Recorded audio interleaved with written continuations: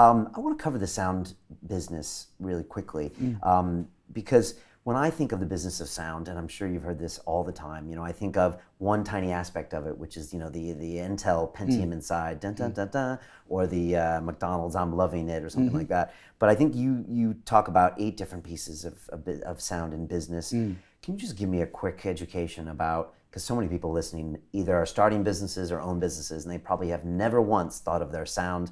I think of our sound, but it's only from a sound production standpoint. I bet there's probably 80% of my own business sound I'm not thinking of.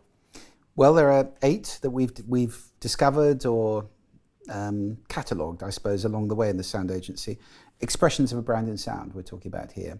And at the center, I would strongly suggest some guidelines. Every brand has a big book, and you say, okay, so it's about logos and typefaces and colors and so forth. How many pages are about sound?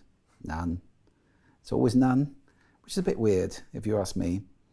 The 8 are brand voice, literally human voice. There's a lot of brands that we talk to, we communicate with only in voice. So you think of your bank or your credit card or your utility, it's phone calls.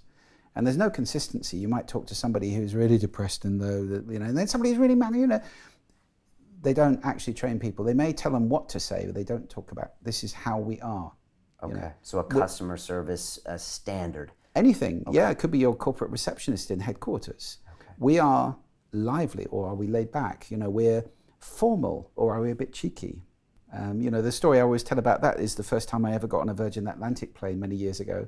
The stewardess said, "Hello, sexy," which I remember very well because it's the only time anybody's ever said that to me, and also because it somewhat surprised me.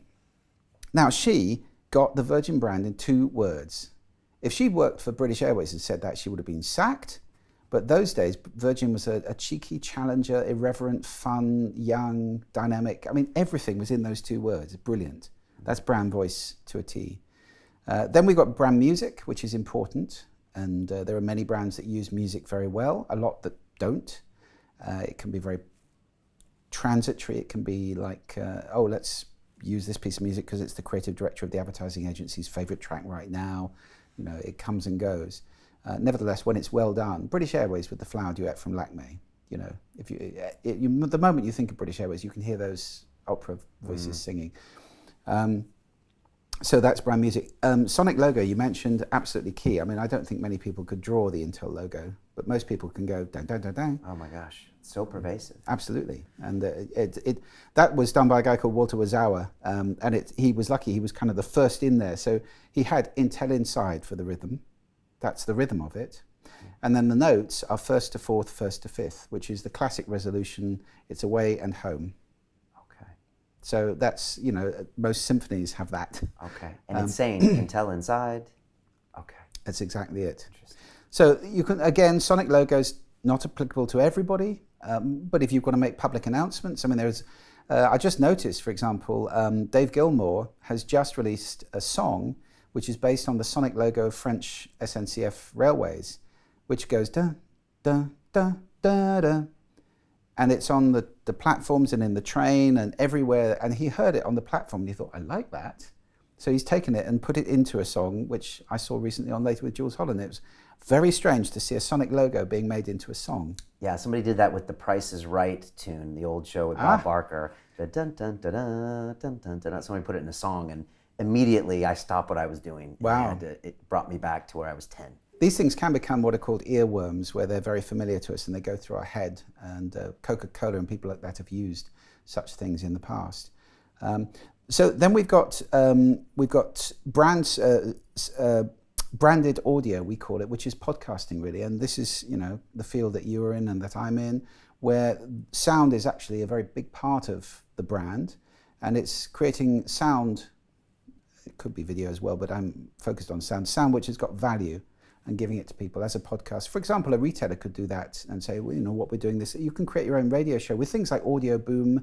Now it's possible to do this in a very cheap way on an iPhone or an Android. It costs almost nothing, goes up onto iTunes. It's really, really effective. And it's, I think, much more effective than email marketing.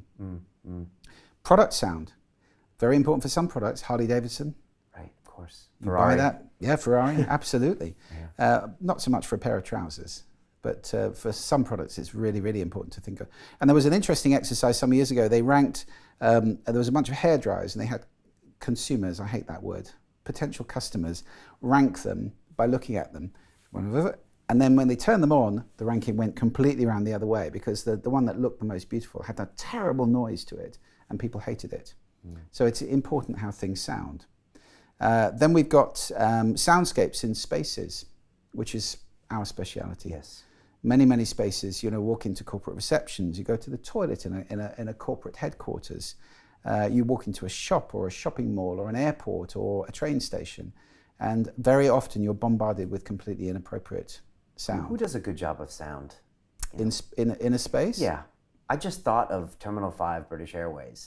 It's not bad. Okay. Terminal 5 is pretty good because they don't bombard you with too much stuff, although when you get downstairs it's a bit frenetic actually. Okay. But nevertheless, it was quite well designed, and we nearly put a piece by Brian Eno in Terminal 5 actually. That was very close to happening originally.